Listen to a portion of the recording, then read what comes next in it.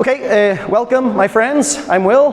Bienvenidos a todos. Estamos ahí en la santa tierra de Almería, para la gloria de Dios, por aquí en esta conferencia para estar con el pastor Sugel de nuevo, ¿no? Y lo estamos pasando bien. Y qué hermoso saber que hemos cambiado de amo, ¿eh? Hoy aprendí que mi Salvador me mató, gloria, pero luego me resucitó. Alabado sea su santo nombre. Vamos a orar y arrancaremos con esta sesión llamada Inerrante. ¿Ok? Oremos. Aleluya, Padre. Señor, gracias por tu buena palabra. Gracias, Señor, por los mensajes que nos estás dando a través del pastor Sugel. Gracias por la centralidad de tu Hijo en todo. Señor, gracias por la muerte expiatoria en la cruz, la resurrección al tercer día. Gloria a ti por la promesa de la segunda venida. Y gracias por tu buen espíritu, el cual sigue soplando entre nosotros, haciendo que nos enamoremos cada vez más de Cristo. Y pedimos, Señor, también en este estudio de hoy sobre la ignorancia de la Escritura, pedimos también que tu buen espíritu nos dé claridad a la hora de entender esta preciosa doctrina, la cual está bajo ataque en nuestros días en España. Rogamos, Dios, que nos des una visión bíblica de lo que es tu palabra escrita, Señor, y pedimos, Dios, por una doble gracia. En primer lugar, gracias para mí, para que pueda enseñar correctamente y Señor, con claridad. Y en segundo lugar, pido por tu gracia, en el sentido de que mis hermanos también puedan hoy recibir la enseñanza con corazones abiertos, que puedan entender todo y que todo sea de gran bendición. Y rogamos exactamente lo mismo por el pastor Pedro, por el pastor Martín en sus respectivas conferencias, que tu nombre sea glorificado y que tu pueblo sea edificado. Y esto te lo pedimos en el nombre de Cristo, y el pueblo de Dios dice amén. Aleluya, gloria al Señor. Ok, pues estamos aquí hablando sobre la palabra inerrancia. Hace unos días en YouTube hice una encuesta antes de arrancar con este estudio de hoy. Pregunté a mis seguidores, ¿crees que la Biblia es inerrante sin errores? Bueno, recibí la siguiente respuesta. 88% dice que sí, es un libro inerrante. Un 12% dice que no tiene errores. Y bueno, yo creo que la cifra es normal, ya que la mayoría de las personas que están en el canal son evangélicos conservadores, pero también hay católicos, hay hasta incrédulos, hay personas de otras religiones. Pero bueno, en España, por primera vez, la doctrina de la inerrancia está bajo ataque. Y voy a arrancar, pues, preguntándoos a vosotros, ¿cómo podemos definir la palabra inerrante o inerrancia? Sin error. Esto sería una buena definición. Inerrancia sin error. Ahora, antes de la década de los 70, se utilizaba otro término parecido para hablar de la inerrancia de la Biblia. Este término era infalible. Pero ¿qué pasa? En la década de los 60 del siglo pasado, algunos teólogos empezaron a modificar el significado infalible para que significara que la Biblia es infalible en las cuestiones relacionadas con la fe, pero no es infalible en asuntos, pues, matemáticos, geográficos, históricos, culturales y un largo etcétera. Así que la Biblia es infalible en una área, pero no necesariamente es un libro completamente, pues, de confianza, un libro fidedigno.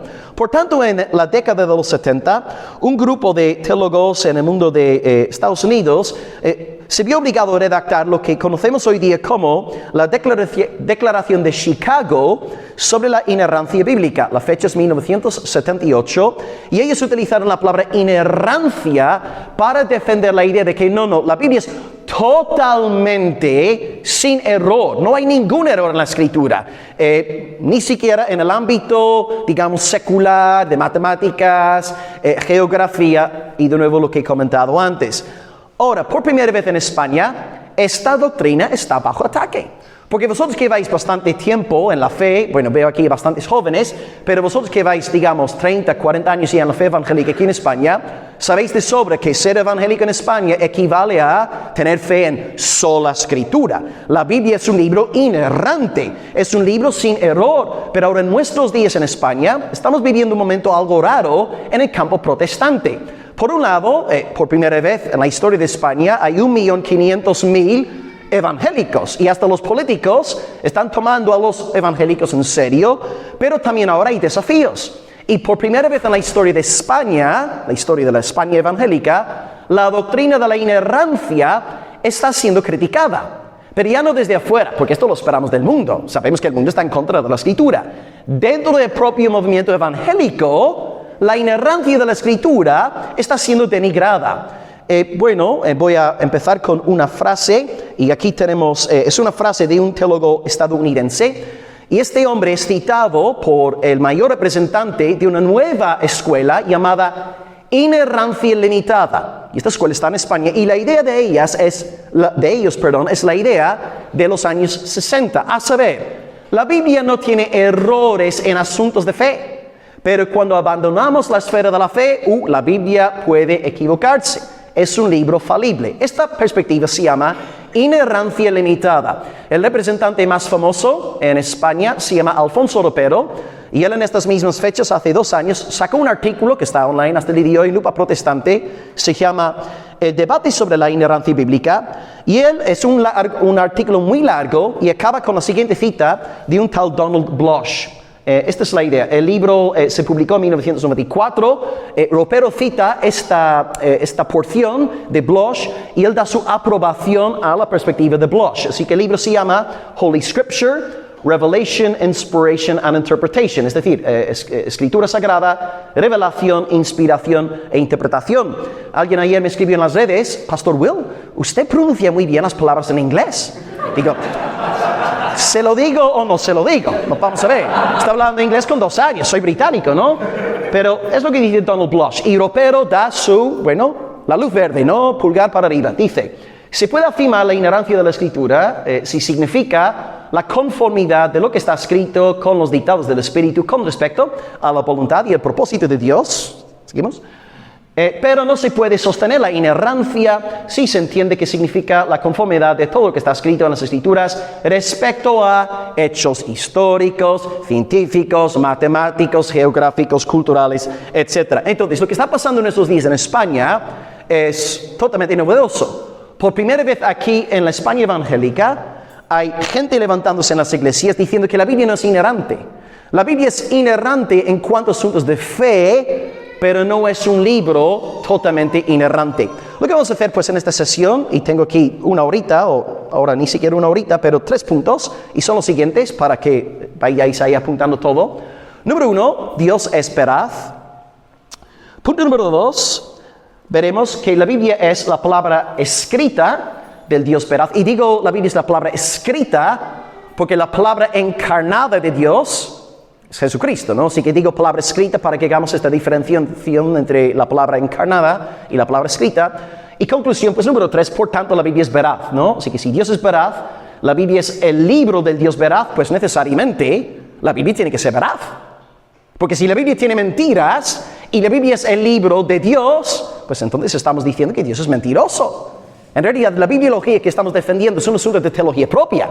Si decimos que la Biblia tiene errores, estamos atentando contra la veracidad del Todopoderoso. Ahí tenemos los 3 puntos, y el primero se pone rojito. Está guay, ¿verdad? Esto lo hice por amor a vosotros, ¿verdad? Está guapo. Aleluya. Sí, haz el cambio de nuevo para que quiero impresionar a la gente. Vuelve. Sí, vuelve, sí. Fijaos, hermanos, va el negro, mira, pum. Wow, milagro, gloria a Dios, aleluya. Ok, Dios es veraz, primer punto. Aquí realmente no hay ningún tipo de desacuerdo. Incluso los progresistas estarían aquí de acuerdo con nosotros, ¿no? Con lo que voy a decir en el primer punto. Dios es veraz en 3 sentidos.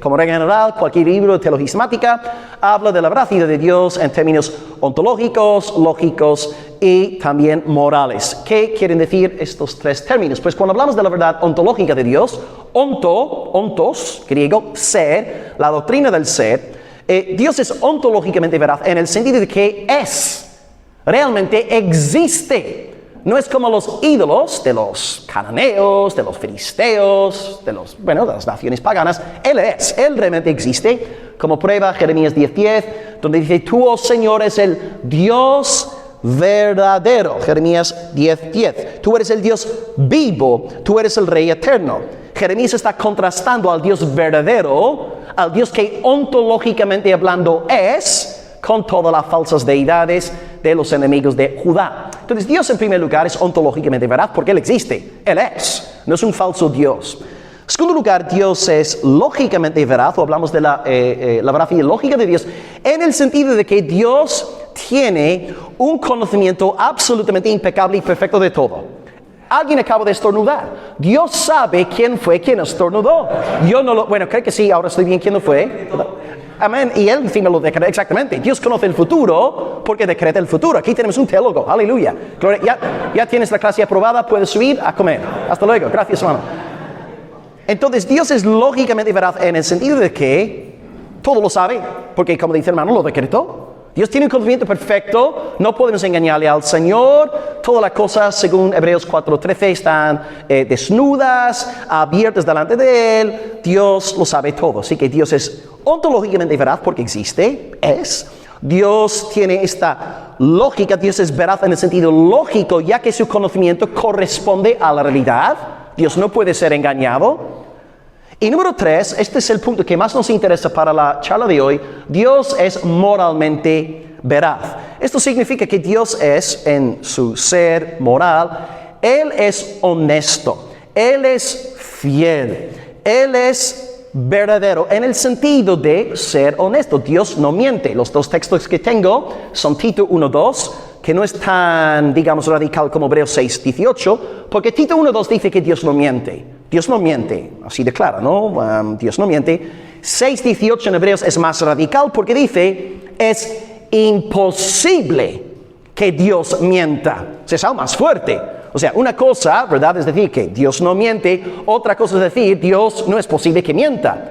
Entonces, si tú y yo ya empezamos esta charla de hoy entendiendo que Dios es ontológicamente veraz, lógicamente veraz y luego moralmente veraz, y después vamos a ver que la Biblia es la palabra de este Dios veraz, no podemos defender la doctrina de la inerrancia limitada. Es que no podemos, y aunque sean doctores en teología, con 3 doctorados de universidades europeas, lo siento, está en juego la veracidad del Todopoderoso. Pues vamos a entrar en el segundo punto porque primero realmente no es tan polémico.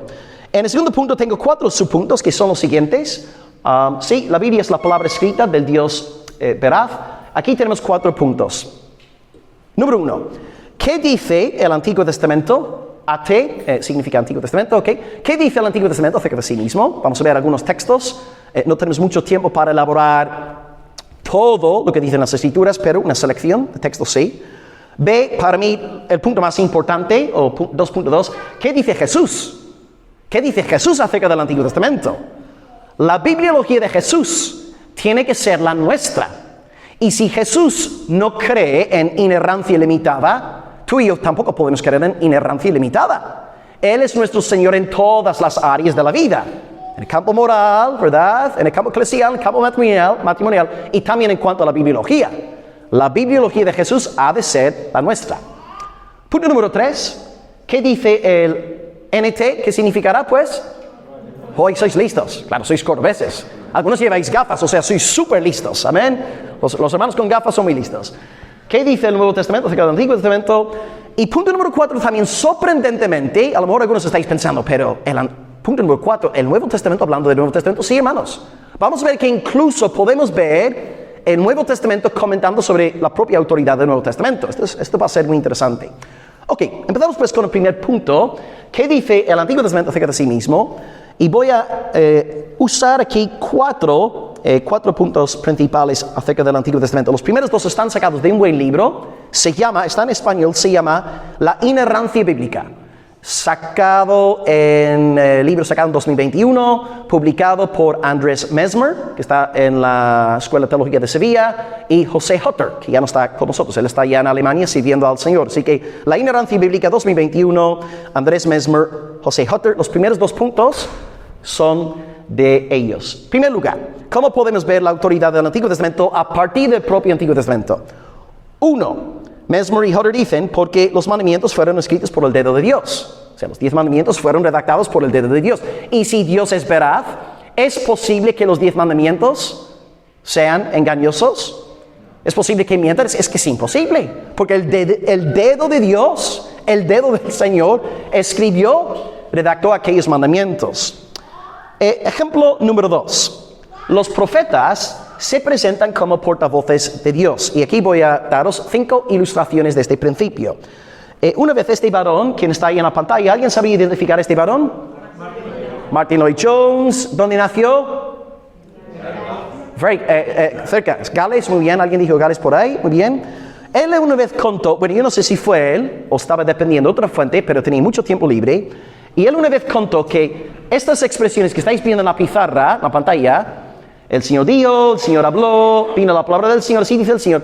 Estas frases ocurren 3,800 veces en el Antiguo Testamento. Repito, 3,800 veces. El hermano tenía bastante tiempo libre, ¿verdad? Viviendo en Gales, llueve, estaba todo el rato en casa. Con razón contó eso, ¿no? Entonces, hermanos, ya para empezar, la Biblia está diciendo que es de Dios. Y Joel Beeke, en su nuevo libro de teologismática, dice que esta expresión final, así dice el Señor, sale, lo tenía aquí apuntado en un sitio, 400 veces. Solamente la última sale 400 veces, así dice el Señor, y él pone 2 ejemplos en su libro. Os los voy a leer rápidamente para que veáis lo que significa así dice. Primer ejemplo de Joel Beeke es Éxodo 5:10, que creo que está ahí, ¿sí? Dice Faraón, así ha dicho Faraón, ya no os doy paja, y vosotros recoged la paja donde la halléis, pero nada se disminuirá de vuestra tarea. Así dice Faraón. Ahora, tú eres un esclavo hebreo, y tú te atreves a desobedecer este mandato de Faraón, ¿qué va a pasar con tu cabeza? ¡Hasta luego! ¡Chao! ¡Bye, bye! Claro, tú no puedes oponerte a un así ha dicho, porque es de parte de una autoridad. Ahora, hermanos, ¿quién es más poderoso? ¿Faraón o el Todopoderoso? Dios. O sea, cuando Dios dice así ha dicho el Señor, así ha dicho el Señor. Y el segundo ejemplo puesto por Joel Beeke es Primera de Reyes, 20, versículo 3, el rey de Siria y Ben-Hadad diciendo, tu plata, tu oro son míos, está hablando con Acab, tu oro y tu plata son míos, tus mujeres y tus hijos hermosos son míos. Bueno, hay hermoso, en el original es tus hijos pelirrojos, ¿verdad? Tus hijos pelirrojos son míos. La versión Will habla hoy. Amén. ¿Estáis entendiendo? Tú te atreves a desobedecer este mandamiento, es que te mata, acaba contigo. Entonces, cuando tú lees en el Antiguo Testamento más de 400 veces, así dice el Señor, tú tienes que recibir esta como palabra de Dios, palabra del Señor. Y luego las restantes frases que hemos citado, que salen 3,800 veces. También otra ilustración de este principio es que 10 de los libros proféticos comienzan con el profeta diciendo que la palabra del Señor le había venido. Os digo rápidamente quiénes son. Si luego queréis más datos, puedo enviaros mis apuntes por email, si no conseguís apuntar todo. Jeremías, Ezequiel, Oseas, Joel, Jonás, Miqueas, Sofonías, Ageo, Zacarías y Malaquías. ¿Okay? Estos 10 empiezan entonces dando a entender que todo lo que viene a continuación es de parte del Señor. Y si esta parte de Dios no puede contener errores. Siguiente ejemplo, número 3. Los profetas tienden a impartir sus mensajes en primera persona singular. Por ejemplo, Ezequiel dice, mi versículo favorito del Antiguo Testamento, yo os daré corazón nuevo. Cuando Ezequiel te dice, yo te daré un nuevo corazón, ¿está Ezequiel diciendo que él tiene poder para darte un nuevo corazón? No, pero ¿por qué Ezequiel habla en primera persona? ¿Qué está haciendo ahí Ezequiel? Ya, está sirviendo como un vocero. El Señor está hablando de esto, su siervo, yo os daré un nuevo corazón. Por tanto, una vez más, cuando los profetas están hablando y escribiendo, estamos conscientes de que Dios es quien nos está hablando por medio de ellos. Ilustración número 4 de este principio es que a veces también en el Antiguo Testamento encontramos la siguiente expresión. Dios puso palabra en boca de sus profetas. ¿Cómo se llama el varón que iba ahí con su burrita? Balaam, muy bien, que hablaba con él. Y ahí podéis ver 2 ejemplos en Números. El Señor puso palabra en boca de Balaam. Por tanto, Balaam habla la palabra del Señor. Es imposible que mienta. Es la palabra de Dios. Y luego también puso palabra en su boca también en Números 23, versículo 16. Y el último ejemplo de este segundo punto, tocante a los profetas, es en varias ocasiones también Dios manda a los profetas a escribir ciertos mensajes. Ahí tenéis un ejemplo, Jeremías 36:2, a escribir en un rollo, y muchas veces lo que escribieron los profetas, bajo la inspiración de Dios, está ahí ahora en nuestras escrituras. Entonces estamos aquí viendo, hermanos, ¿verdad? Muchas cosas del Antiguo Testamento que revelan que detrás del canon antiguo testamentario hay un poder más que humano. Está Dios. Dios, la voz de Dios, el soplo de Dios. Dios está hablándonos. Y los últimos 2 puntos de este primer punto sobre el Antiguo Testamento en general ya son de mi propia cosecha, no son de Mesmer ni de Jose Hutter. Número 3, podemos ver en el mismo Antiguo Testamento como algunos autores reconocen la autoridad de textos más tempranos. ¿Qué quiere decir con esto? Por ejemplo, Josué, Dios viene a hablar con Josué, diciéndole, no te apartarás de este libro de la ley, ni a la derecha, ni a la izquierda, ¿verdad? Así como estuve con Moisés. Y Dios entonces está diciendo a Josué todo lo que dije por medio de Moisés. Todo, hasta los primeros 11 capítulos de Génesis. Están bajo ataque también, hasta los primeros 11 capítulos de Génesis. Josué, ten presente toda la ley de Moisés, todo el Pentateuco. Y vemos como el propio Dios está poniendo su sello de aprobación sobre el Pentateuco. Pasa algo parecido en Daniel 9, cuando tenemos la profecía de las 70 semanas, y él empieza a orar, fundamentándose en los escritos de un profeta que dijo que el pueblo de Judá iba a estar en el cautiverio 70 años. ¿Quién fue aquel profeta? Jeremías, exactamente. Y Daniel, viendo la profecía de Jeremías, ya que era una palabra de Dios, por tanto inerrante, Daniel sabía, se están acercando los 70 años. Voy a orar, voy a clamar a mi Dios. Y por tanto, otra prueba de que el Antiguo Testamento habla de sí mismo. Y en cuanto a mí, en último lugar, cuarto lugar, os presento simplemente un texto del Antiguo Testamento que habla sobre la Escritura. El salmo tal vez más adecuado en este sentido sería el Salmo 119. Pero bueno, podéis ver un resumen del Salmo 119 en el Salmo 19. El salmo favorito de C.S. Lewis, el autor de las Crónicas de Narnia. Y podéis ver, hermanos, lo que la Biblia habla acerca de la Escritura. Dice que es perfecta, la palabra es fiel, recta, pura, limpia, verdadera, deseable, dulce. Y todo lo que hace la Escritura, convierte el alma, hace sabio al sencillo, alegra el corazón, alumbra el ojo, permanece para siempre, amonesta a tu siervo. Entonces ahí podemos ver en el Salmo 19 lo que la Biblia dice acerca de sí misma. Lo que el Antiguo Testamento dice acerca de la Escritura, porque aquí el salmista David está meditando sobre la Escritura que él ya poseía en sus días. Entonces hasta aquí pues hemos visto el primer punto en cuanto al Antiguo Testamento. Hemos visto 4 cosas. En primer lugar, los 10 mandamientos fueron dados por Dios, el dedo. Número 2, todos los ejemplos de los profetas, diciendo que sus palabras eran del Señor. En tercer lugar, hemos visto textos tardíos, hablando sobre la autoridad de textos más tempranos. Y finalmente, número 4, el Salmo 19. Y si queréis, también podéis estudiar el Salmo 19, que es una magnífica exposición de lo que la Biblia dice acerca de sí misma. Ahora, punto número 2. Para mí el más importante del estudio de hoy, ¿qué dice Jesús? Porque tenemos que acordarnos de que aquellos que están intentando contra la inerrancia de la Escritura, en realidad están atacando a Jesucristo.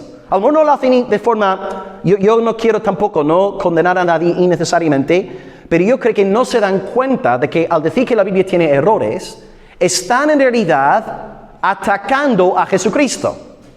Porque Jesucristo nos enseña que la Escritura es 100% de Dios.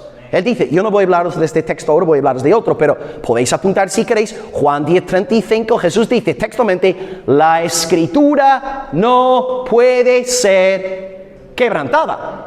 No te lo dice el pastor Will, no te lo dice el pastor Esteban, te lo dice Jesucristo, Dios encarnado. Y si Jesús te dice, la Escritura no puede ser quebrantada, y Él ya te está hablando de todo el Antiguo Testamento, ¿quién te crees tú para decirme que la Biblia contiene errores? ¿Quién eres tú para decirme a mí que Génesis 1:11 es un mito? ¿Verdad? Está en juego la autoridad de Jesucristo. El texto que he escogido para este punto es Mateo 5, 17 al 18. Mateo 5, 17 al 18. Y creo que está ahí en la pantalla. Sí, si alguien por favor podría leerlo en voz alta. Mateo 5, del 17 al 18. Un hermano, en voz alta, por favor. No penséis que he venido para abrogar la ley o los profetas. No he venido para abrogar, sino para cumplir. Amén. Porque os aseguro que mientras existan el cielo y la tierra, la ley no quedará ni un punto ni una coma de su valor hasta que todo haya sido cumplido. Wow, excelente, gloria al Señor. Aquí tenemos entonces la perspectiva de Jesús tocante a la Sagrada Escritura. Hay más cosas que quisiera decir aquí, pero bueno, como veo la hora que es, voy a ir más o menos al grano. Jesús habla de Él cumplir la Escritura, y cuando vemos su perspectiva de la palabra de Dios, Él nos dice aquí claramente que ni siquiera, según la cita de Jesús, ni una jota ni una tilde pasará de la ley. Antes de empezar vi un libro de Kevin DeYoung sobre la homosexualidad, y Kevin DeYoung es otro pastor, él es ahora estadounidense, está todavía vivo, Y bueno, él tenía más tiempo libre que Martin Lloyd Jones. Y él una vez contó, la palabra aquí, J, en arameo es yod. Yod, de Y-O-D-H. Yod es la letra más chiquitita del alfabeto arameo. Es como una especie de coma. Una vez alguien calculó que en el Antiguo Testamento hay 66,000 yods. Y como dice Kevin DeYoung en su libro, en un libro publicado por MacArthur, son varios pastores sobre la ignorancia, él dice que Jesús cree que los 66,000 yods son inspirados por Dios. Y si un solo yod no puede quebrantarse, ¿cómo pueden los seguidores de Jesús hoy en el siglo XXI estar diciendo, no, la Biblia tiene errores? La Biblia se equivoca. Y lo importante aquí es que Jesús está hablando del Antiguo Testamento. Porque claro, los críticos textuales de hoy tienden a dejar en gran parte el Nuevo Testamento en paz. A lo mejor critican los milagros de Jesús, esos son, cuentos chinos, ¿no? Pero atacan siempre el Antiguo Testamento. Pero vemos aquí que Jesús, hablando del Antiguo Testamento, dice claramente los yods, hasta los yods se van a cumplir. Hasta los yods son importantes para Dios. Y tú tienes que preguntarte, ¿quién es la mayor autoridad? ¿Jesucristo o un varón con un doctorado en teología? Esta es la pregunta que te tienes que hacer. ¿Es un asunto de autoridad? ¿O te sometes al Señor de señores o te dejas llevar por aquel que siempre está sembrando dudas en tocante a la santa palabra de Dios? Jesús pues nos dice hoy, ni una jota ni una tilde pasará de la ley. Por eso puedo también decir, mira, escudriñad en las Escrituras. Juan 5:39, ellas dan testimonio de mí. Jesús sabía que la Escritura era un libro fidedigno, que podía enviar a la gente a la Escritura. Si hubiera sido un libro repleto de mentiras, él habría advertido a sus discípulos, mira, podéis leer el libro de Génesis a partir del llamamiento de Abraham en adelante. Pero ¿qué va? Jesús quiere que sus seguidores acepten toda la revelación de Dios. Por ejemplo, sabemos, Génesis 1 al 11, bajo ataque. Jesús cita Génesis 2 cuando está hablando sobre matrimonio, ¿verdad? Mateo 19, versículos 4 al 6. ¿No habéis leído que en el principio varón y hembra los hizo? El hombre dejará a su madre y su padre, se unirá a su mujer, serán una sola carne. Jesús te está citando Génesis 2, que según los teólogos de hoy, que saben más que Jesucristo, esto es un cuento babilónico. Hermanos, es un asunto de autoridad. Jesús dice, hasta los yods importan para el Señor Todopoderoso. Así que Cristo aquí es nuestro maestro. Cristo es mi Señor en asuntos de bibliología. Yo me someto a su santa autoridad. Ahora hay más que quisiera decir, pero bueno, por amor al tiempo voy a ir entrando en el tercer punto. Punto número 3. ¿Qué dice el resto del Nuevo Testamento acerca del Antiguo? Porque hemos visto Jesús, lo que él dice acerca del Antiguo Testamento. La Escritura no puede ser quebrantada. Juan 10:35, lo que hemos visto ahí, los yods. Hasta los yods son de parte de Dios. Ahora, ¿qué dice el Nuevo Testamento acerca del Antiguo? El texto clásico aquí, que nos viene a la mente siempre cuando hablamos de la inspiración del texto bíblico, es 2 de Timoteo 3:16, exactamente. Este es el texto que voy a usar ahora. Bien, pues lo vamos a abrir ahí, 2 Timoteo 3. Nos fijaremos en primer lugar en el 15 y luego leeremos el 16. Aquí tenemos un comentario apostólico sobre el Antiguo Testamento. Dicho sea de paso, ¿quién era el maestro de todos los apóstoles? Jesús. Por tanto, si la bibliología de Jesús es, hasta los yods son de Dios, la Escritura no puede ser quebrantada, los discípulos de Jesús van a enseñar lo mismo. Tú no vas a toparte con el evangelista Juan, el apóstol Pablo, enseñando que hay errores en la Biblia. Todo lo contrario. Pablo dice, 2 Timoteo 3, versículo 15, empezamos por ahí, desde la niñez has sabido la Sagrada Escritura, la cual te puede hacer sabio para salvación por la fe que es en Cristo. ¡Wow! O sea, en el Antiguo Testamento encontramos la doctrina de la salvación por la fe. No es un invento del Nuevo Testamento, ya está claramente enseñada en el Antiguo Pacto. Podemos leer en Hebreos 11. Abel, por la fe. Noé, por la fe. Abraham, por la fe. Isaac, por la fe. Siempre ha sido por fe. Tenéis Habacuc 2:4. Por la fe vivirá el justo. O sea, está ahí. La doctrina de la salvación por la fe no es novedosa, no es nueva. Es tan antigua como el protoevangelio. Ya está ahí en los días de Abel, ¿verdad? La salvación por medio de la fe. Y Pablo está diciendo a Timoteo, tú has conocido las Escrituras, tú sabes muy bien que la salvación es por medio de la fe en el Mesías. La diferencia entre tú y yo y los santos del Antiguo Pacto es que ellos tenían fe en el Mesías que había de venir. Tú y yo creemos en el Mesías que ya vino. Pero somos una familia, somos un solo rebaño con un solo pastor, un solo pueblo. Y aquí está la parte ahora fuerte que dice Pablo. Y por cierto, cuando yo digo, dice Pablo, en realidad es el Espíritu Santo el que nos lo está diciendo a través de Pablo. Antes os dije, si alguien critica la inerrancia bíblica, se está metiendo con Jesucristo. Y ahora voy a repetir lo que he dicho con un cambio. Si alguien se mete con la inerrancia de la Biblia, se está metiendo con el Espíritu Santo. Porque lo que yo estoy a punto de leeros, queridos hermanos, fue dicho por el Espíritu por medio del apóstol Pablo. Lo que estoy a punto de leeros es palabra del Señor. Dice,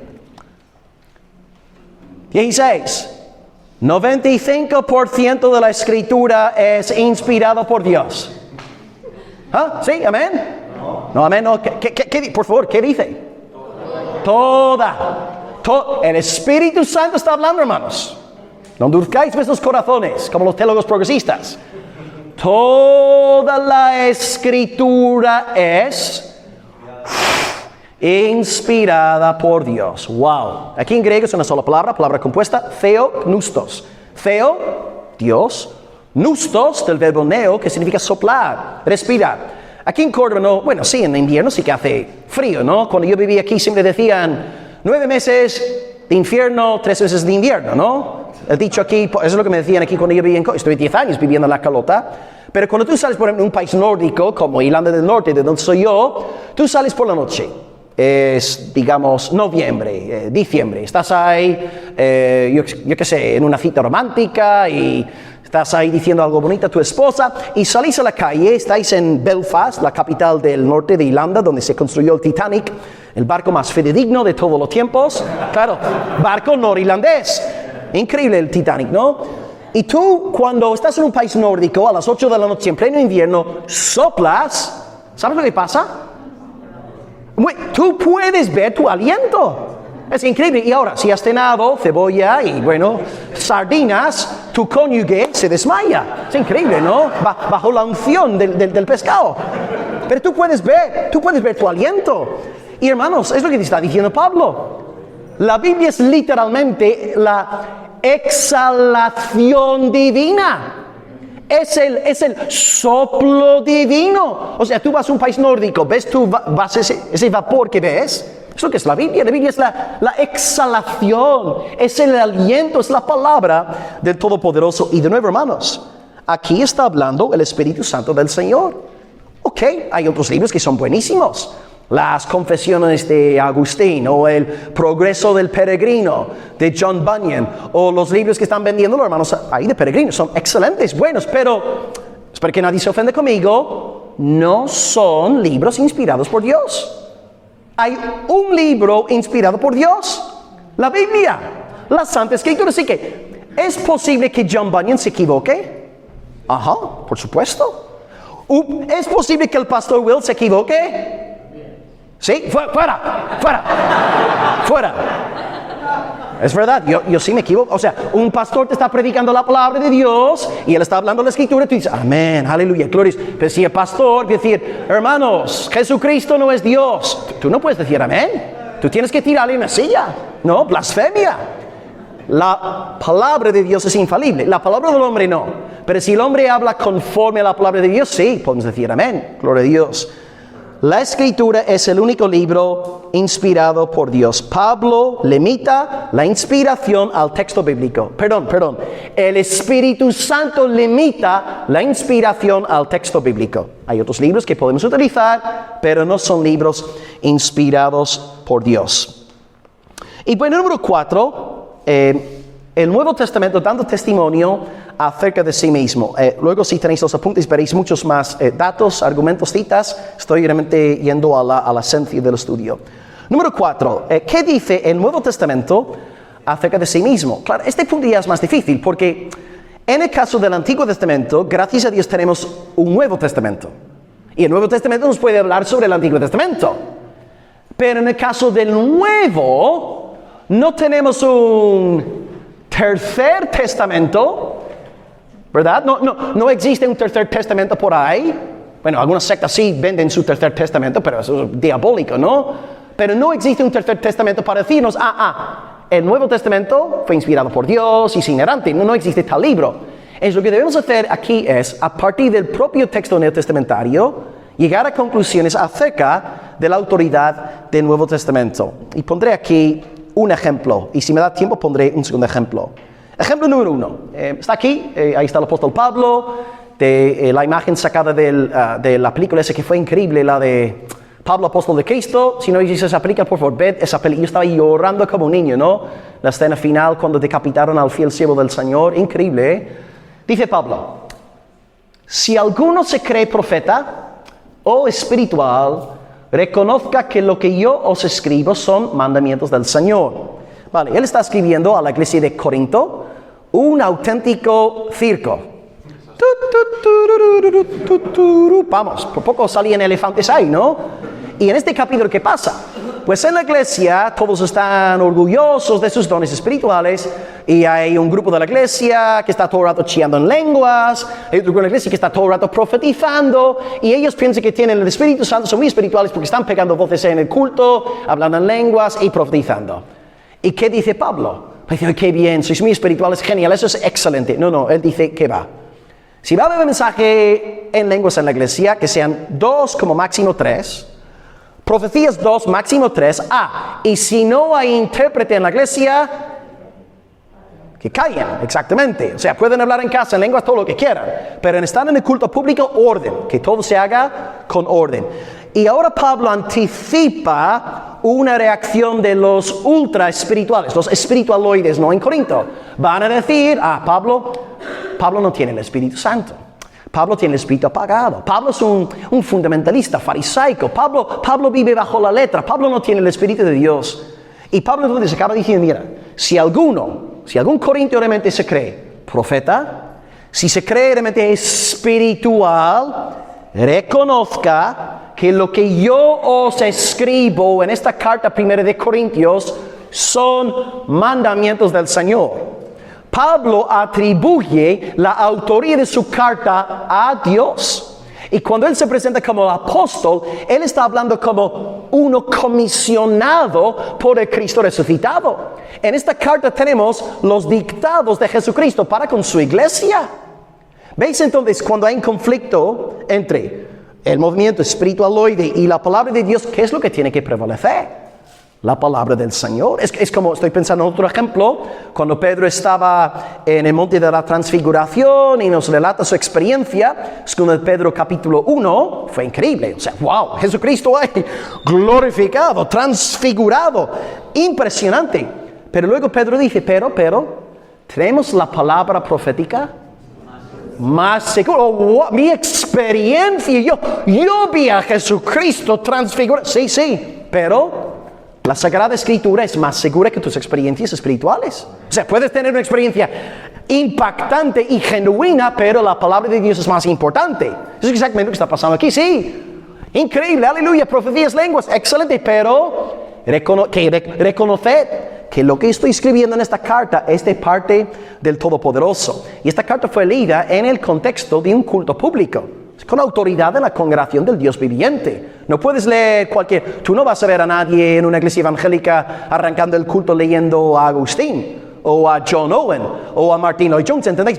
Estamos leyendo el libro de libros en el culto público. Y Pablo esperó que su carta fuera leída en el contexto de la adoración cristiana, dando a entender que su libro es de parte de Dios. Hay varios más ejemplos en el Nuevo Testamento desde el principio. 5 hermanos buscando rápidamente los textos que están ahí en la pantalla. Bueno, los podéis ver. Y en cuanto un hermano tenga el primero, que lo lee en voz alta, 1 Tesalonicenses 5:27.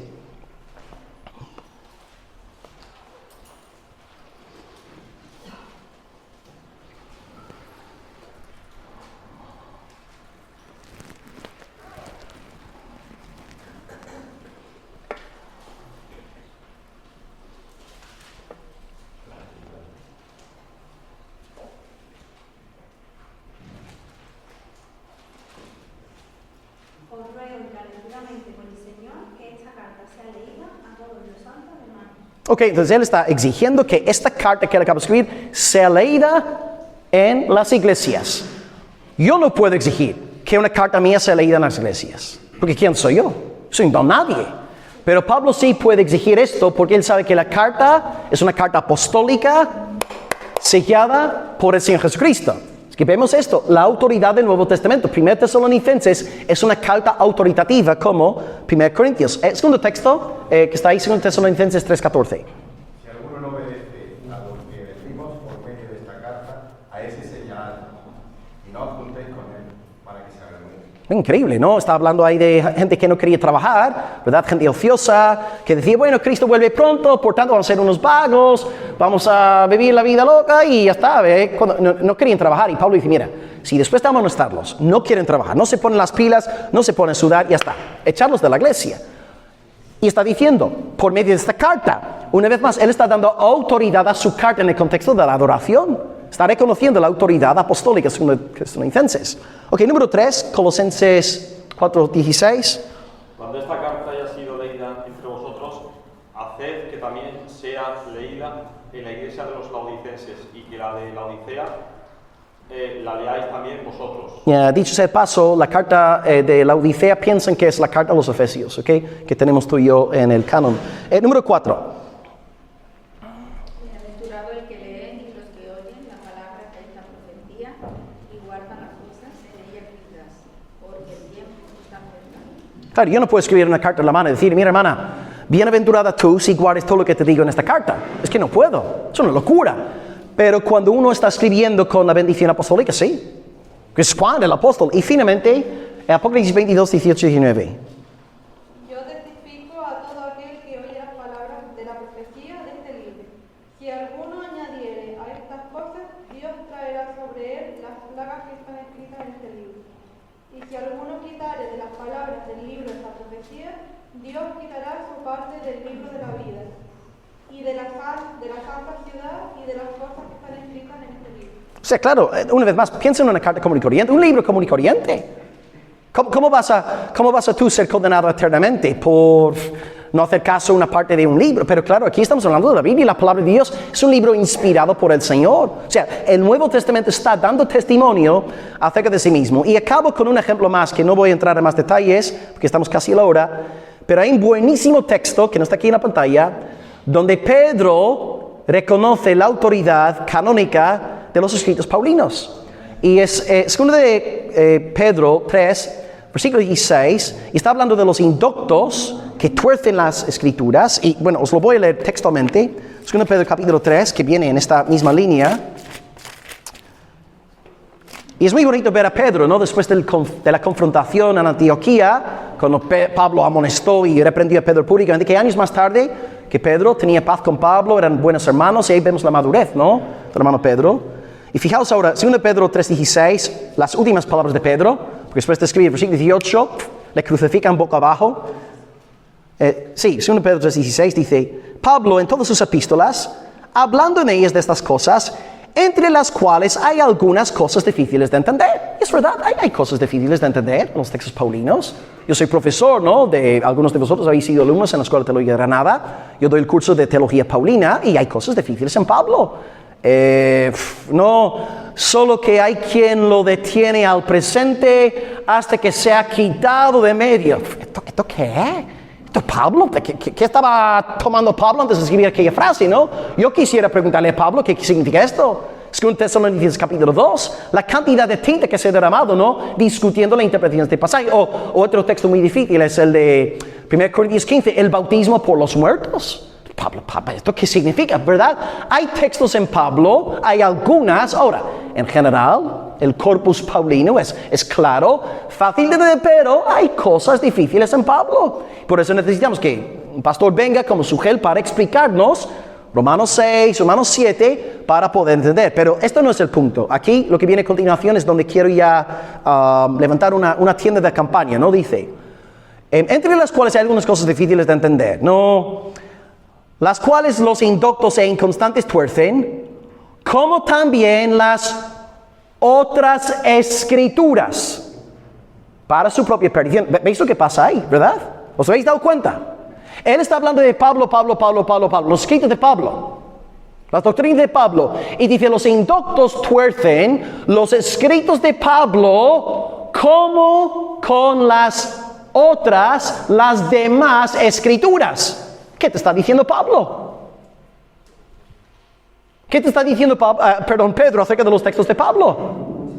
Que son escrituras. Te está diciendo, tuercen los escritos de Pablo y tuercen las demás escrituras. Por tanto, los escritos de Pablo son escritura, son palabra de Dios. Entonces, una vez más vemos como el propio Nuevo Testamento da testimonio acerca de sí mismo. Es que es posible ver esto en el Nuevo Testamento. Ok, y llegamos pues al último punto de nuestra clase. Hemos visto, en primer lugar, Dios es ontológicamente veraz, lógicamente veraz, moralmente veraz.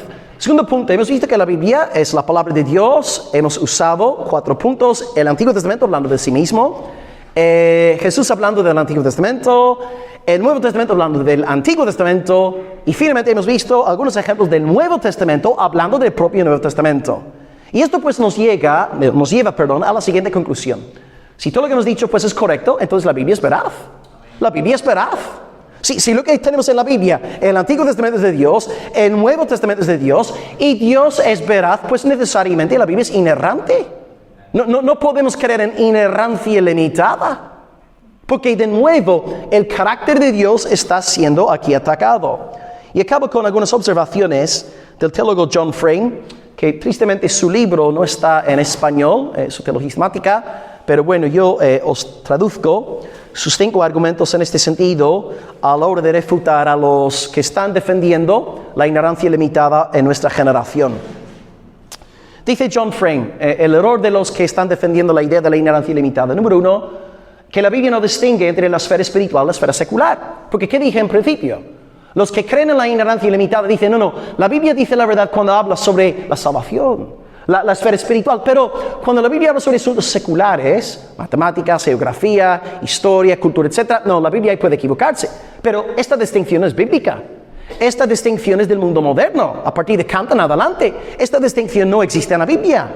No hay una división sagrado-secular en la Sagrada Escritura, es un invento del mundo moderno. Primer argumento de John Frame. Segundo argumento de Frame. Que la Biblia nos habla sobre la naturaleza de Dios, la creación y la providencia. ¿Y por qué dice esto? Porque te está diciendo que la Biblia no solamente te habla sobre salvación. Sí, la Biblia habla sobre la salvación, amén. Y digamos, el mensaje central, el eje central de la Biblia es la salvación, pero debemos entender que también la Biblia habla sobre asuntos, si me permitís la expresión, seculares. La Biblia habla sobre la creación de todo el cosmos, no solamente sobre la salvación. La Biblia se habla sobre la providencia de Dios sobre todas las naciones, no solamente sobre el ámbito limitado de la salvación. Otro error de los que propagan la idea de la inerrancia limitada. Argumento número 3. Todas las áreas de la vida son importantes para Dios, no solamente la esfera espiritual. Que esto más o menos es como una repetición del segundo argumento, pero con otras palabras. Es decir, Dios es Dios de todo.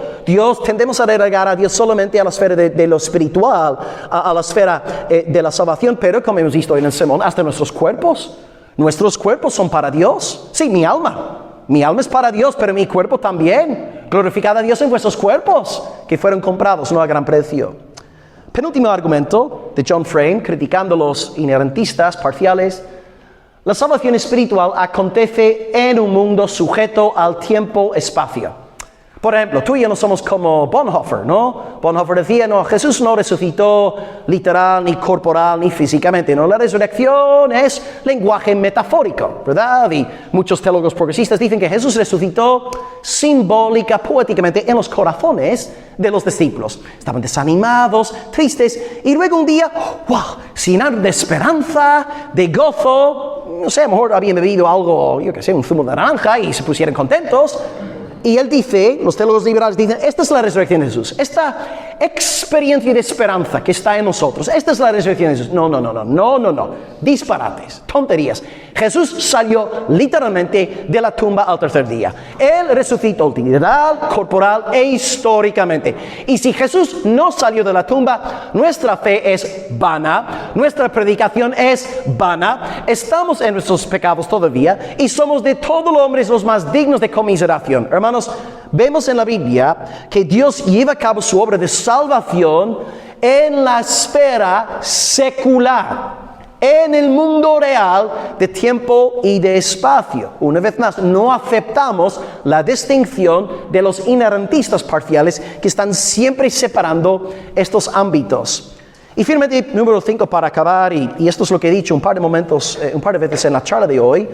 En una instancia, aceptar la plena autoridad y la inerrancia de la Escritura es una cuestión de sumisión. Aceptar la autoridad de nuestro amo. Dice John Frame, no somos quienes para determinar qué partes de la Biblia son de Dios y qué partes de la Biblia no son de Dios. No hace falta someternos al señorío divino. Pero tú tienes un Rudolf Bultmann del siglo XX diciéndote la alimentación de los 5,000. Bueno, 5,000, esto es una tontería. ¿Cómo puede Jesús multiplicar comida no existente? No. Lo que debemos hacer es deshacernos de la cáscara mitológica y encontrar la esencia espiritual del texto. ¿Qué nos está enseñando pues la enseñanza de la alimentación de los 5,000? Pues nos enseña que Jesús, si tenemos fe en Él, nos sentimos nutridos, nos sentimos bien con nosotros mismos, estamos contentos. Y esta es la enseñanza de la alimentación de los 5,000. Olvídate del milagro. Es un cuento, es una cáscara en sus palabras. Pero de nuevo, mi pregunta sería para Rudolf Bultmann. ¿Quién es Él? ¿Quién es Él para decirnos a nosotros que el milagro de la alimentación de los 5,000 no sucedió? ¿Os dais cuenta? Incluso los fariseos, que algo que estoy viendo, porque en nuestra iglesia yo estoy exponiendo el Evangelio de Juan, y algo que me resulta muy curioso es ver cómo los fariseos eran mejores teólogos que los progresistas de hoy. Porque los fariseos, a diferencia de los progresistas de hoy como Bultmann, ellos sí creen los milagros de Jesús. Creen literalmente los milagros de Jesús. Porque eso creéis en el Evangelio de Juan. Cada 2 por 3 cuando Jesús hace un milagro, salen los fariseos a tramar su muerte. Ha sanado al paralítico de Bethesda en el día de reposo. Matemos a Jesús. Ha sanado al hombre nacido ciego en el Shabbat. Matemos a Jesús. Lázaro. ¿Sabéis lo que hacen las autoridades después de Jesús resucitar a Lázaro? No solamente montan una coalición para realizar un complot contra Jesús. ¿Saben lo que hacen con el pobre Lázaro? Planifican su muerte también. Pobrecito, o sea, veis, hasta los fariseos, unos hijos del diablo, eran más teólogos que los progresistas de hoy que dicen, no, cuento chino, eso es una cáscara mitológica que tenemos que echar en la papelera. Hermanos, por favor, un poco de sentido común, ¿no? Jesús hizo los milagros que hizo, eran innegables, y con razón sus enemigos estaban tramando su muerte. Porque se ve bien que iba ganando tanta gente y no quería que los seguidores de Jesús formasen una revolución para que luego viniesen los romanos a matarlos a todos.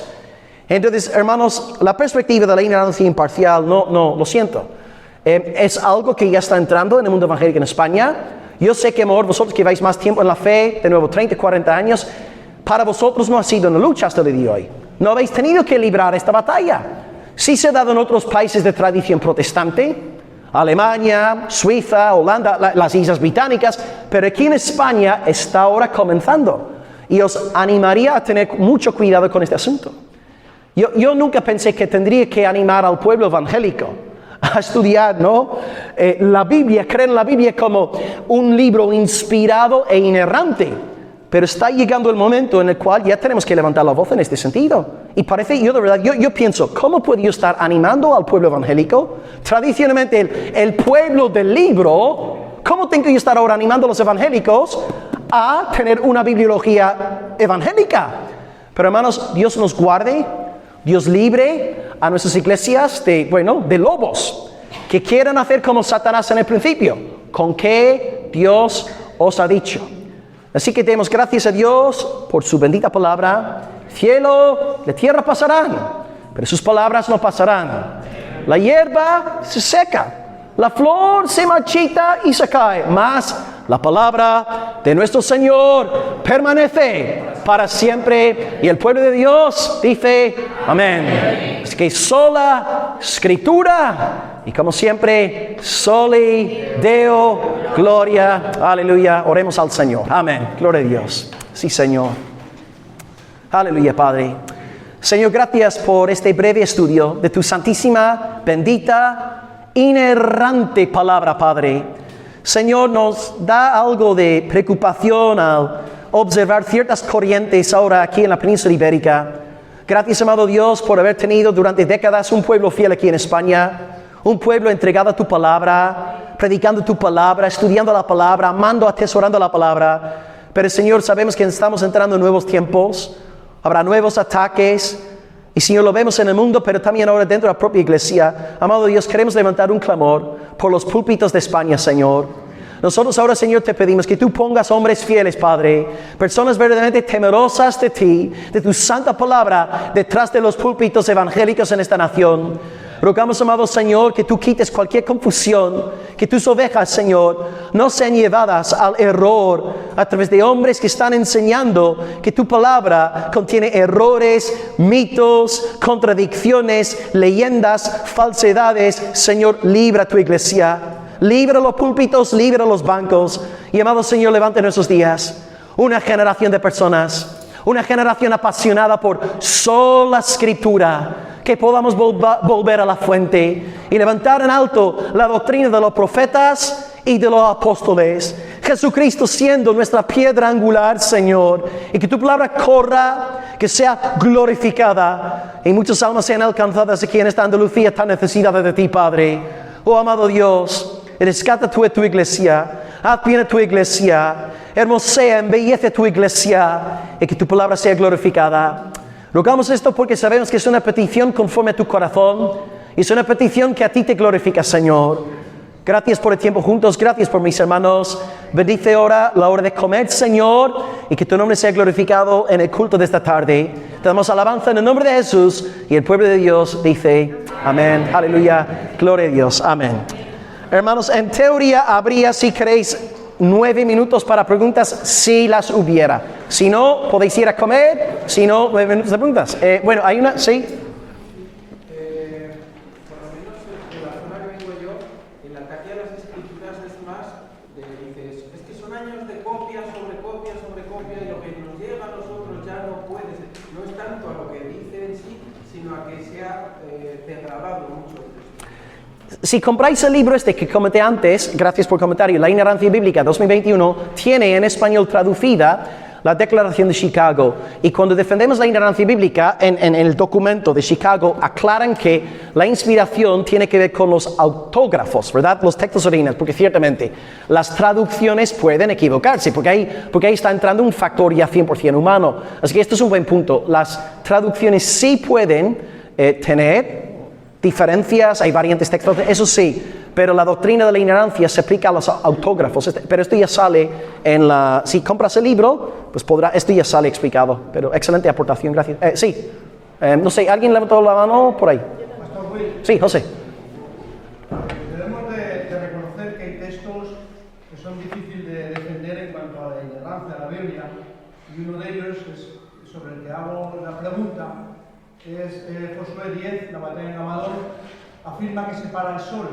Es la tierra la que gira alrededor del sol. Okay, yeah. ¿Cómo defendemos la ignorancia de la Biblia en ejemplos como este? Sí, esto también sale en la Declaración de Chicago. Esto se llama lenguaje fenomenológico, ¿no?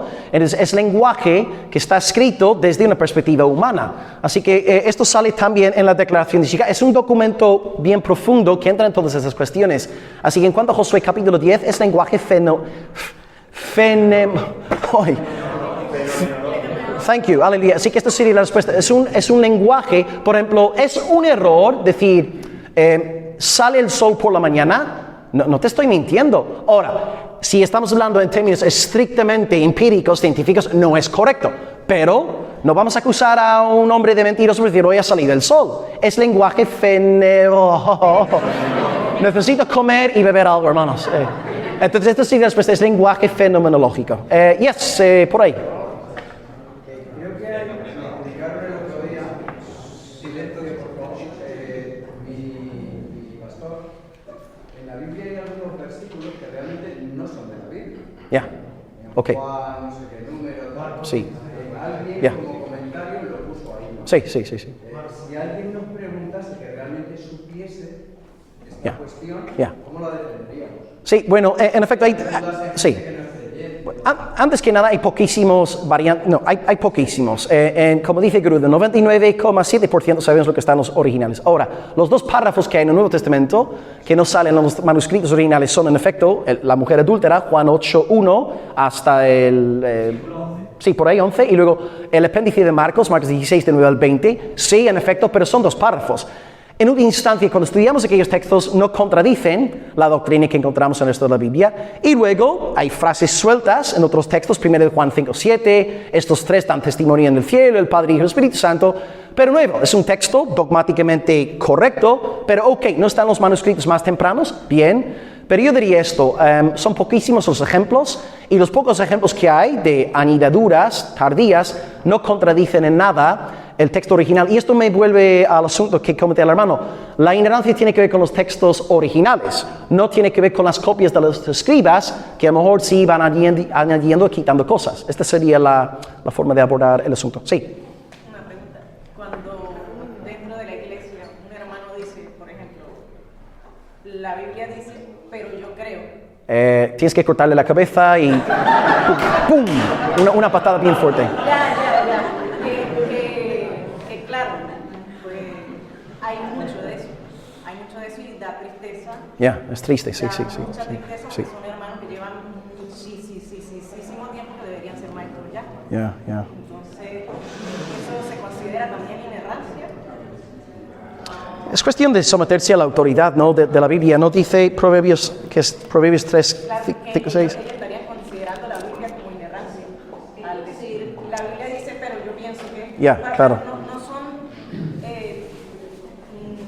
estas teologías secundarias donde uno puede disentir, sino que son cosas básicas de A, B, C, como la fornicación, por ejemplo. Ya, sí. Entonces, bueno, no importa si me caso con alguien que no sea... Yo no, ya va. Sí. Que la Biblia dice y el Señor dice. Sí. O sea, Sí, es desobediencia, pura y dura. Fíjate del Señor de todo tu corazón, no te apoyes en tu propia prudencia, yo creo, yo pienso, yo digo, reconócelo en tus caminos y Él enderezará tus veredas. Así que es desobediencia pura y dura.